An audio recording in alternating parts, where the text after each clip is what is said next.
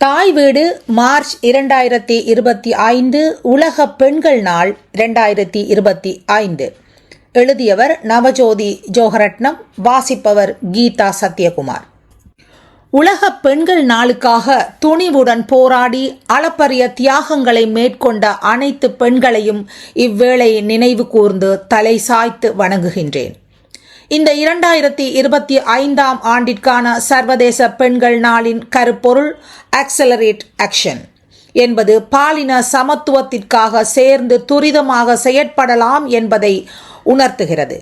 ஒருவர் சாதனையாளராக இருப்பதற்கு, அதாவது ஒரு பெண்ணின் வெற்றிக்கு யாரோ ஒருவரின் உதவிக்குரல் அவருக்கு பக்கபலமாக ஒலித்து கொண்டுதான் இருந்திருக்கிறது.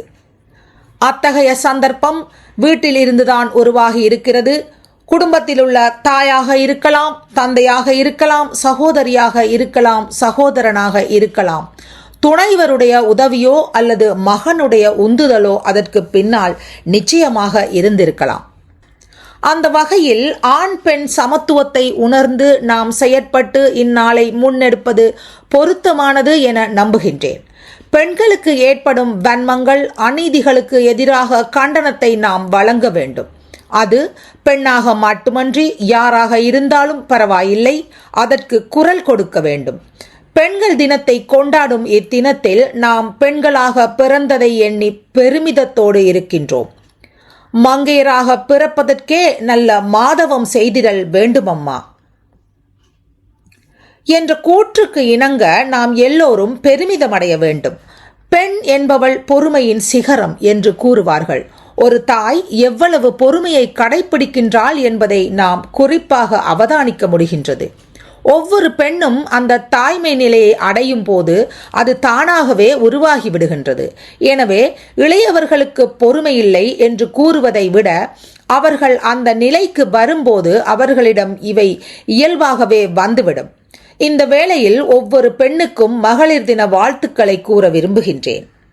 அமெரிக்காவில் சோசலிச கட்சிதான் பெண்கள் தினத்தை முன்னெடுத்தது. அங்கு செயற்பட்ட தொழிலாளர் இயக்கத்திலிருந்துதான் முதலில் தேசிய மகளிர் தினம் அறிவிக்கப்பட்டது. குறுகிய கால சேவை நேரம், பெண்களின் வேலைக்கேற்ப சிறந்த ஊதியம், வாக்களிக்கும் உரிமை கேட்டு நியூயார்க்கில் 1908 அணிதிரண்டு ஆரம்பித்த பெண்கள் போராட்டம் இன்று சர்வதேச பெண்கள் தினத்தை கொண்டாடுவதற்கு வழிவகுத்தது. அந்த பெண்கள் போராட்டத்தில் 15,000 பெண்கள் வரை பங்கு பற்றி இருந்தார்கள் என அறிய முடிகின்றது.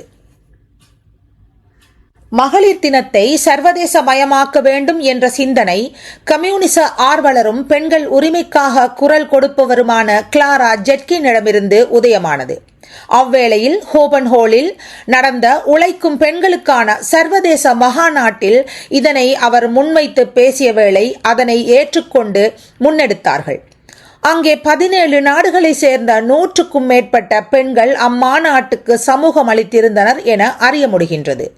இந்த கோரிக்கையை ஏற்றுக்கொண்டது மட்டுமல்ல, 1911 ஆஸ்திரியா, ஜெர்மனி, டென்மார்க், சுவிட்சர்லாந்து போன்ற நாடுகளில் எல்லாம் இதனை கொண்டாடினார்கள் என அறிகின்றோம்.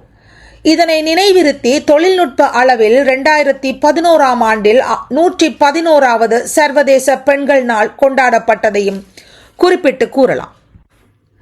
1975 ஐக்கிய நாடுகள் சபை இந்த நாளை கொண்டாட வேண்டுமென ஆரம்பித்த போது அதிகாரப்பூர்வமாக இதனை மாற்றினார்கள். இதனை ஐக்கிய நாடுகள் சபை 1996 பெண்கள் தினமாக ஆரம்பித்த வேளை அதன் முதற் கருப்பொருளாக கடந்த காலத்தை கொண்டாடுதல் எதிர்காலத்திற்கான திட்டமிடல் என்பதனை மையமாக கொண்டு இதனை முன்னெடுத்தனர்.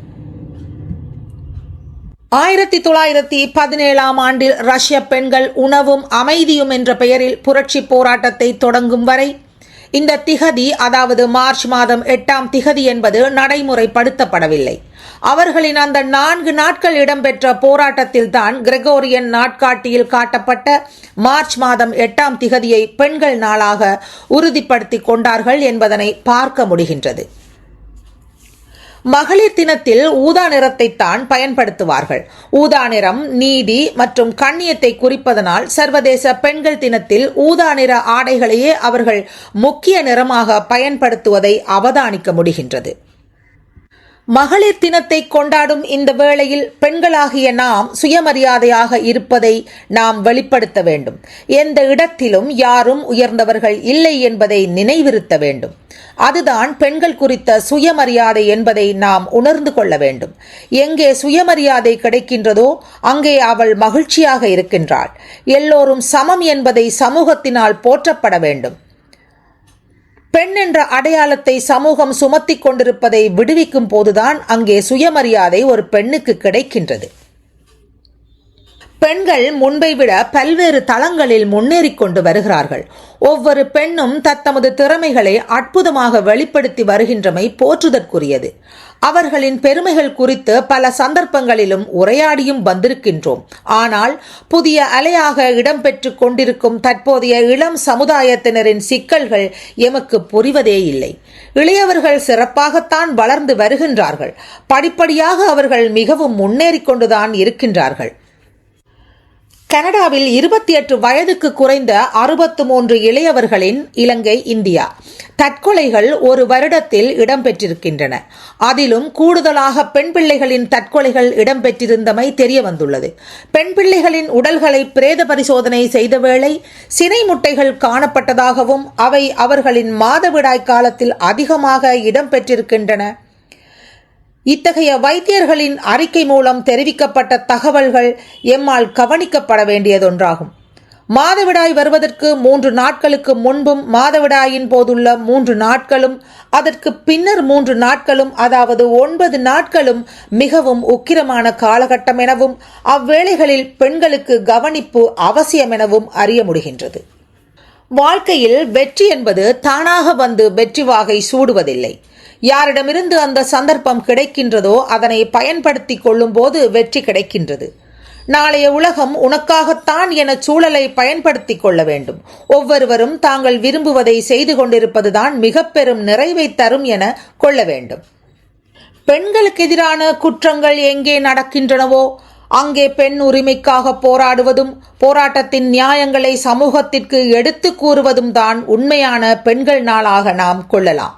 ஆனால் இவை எதனையும் கருத்திற்கொள்ளாமல் காதலர் தினத்தைப் போலவே சர்வதேச பெண்கள் தினமும் கொண்டாட்டமாக செய்யப்பட்டு வருகின்றது. பெண்கள் தினம் என்பது இன்று அதன் முக்கியத்துவத்தை இழந்து எல்லோரினதும் மனமகிழ்ச்சிக்கும் கொண்டாட்டத்துக்கும் மட்டுமே என்று மாறியிருப்பதை கண்கூடாக பார்க்க முடிகின்றது. இன்று மிக மகிழ்ச்சியோடு கொண்டாடப்படும் பெண்கள் தினமானது ஒரு நூற்றாண்டு கால பெண்களுடைய போராட்டங்களின் மீது கட்டமைக்கப்பட்டது. அவர்கள் நடத்திய பேரணி ஆர்ப்பாட்டங்கள் தான் இன்றைய எமது ஆர்ப்பரிப்புகளுக்கு காரணமாக இருக்கின்றது என்பதை நாம் கருத்தில் கொள்ள வேண்டும். பெண்களின் உரிமைகளுக்காக அன்று அவர்கள் குரல்கள் கொடுக்காவிட்டால் இன்றும் நம்முடைய குரல்கள் நசுக்கப்பட்டே இருந்திருக்கும். வாக்குரிமைகளுக்காக போராடி அதை பெற்று தராவிட்டால் இன்றும் நாம் வாக்களிக்கும் உரிமையற்று வெறும் அலங்கார பதுமையாகவே இருந்து கொண்டிருப்போம். இன்று பெண்களாகிய நாம் அனுபவித்துக் கொண்டிருக்கும் உரிமைகளை எல்லாம் போராடி பெற்றுத்தர காரணமாக இருந்த முன்னோடி பெண்கள் அனைவரையும் இவ்வேளை நாம் போற்ற வேண்டும்.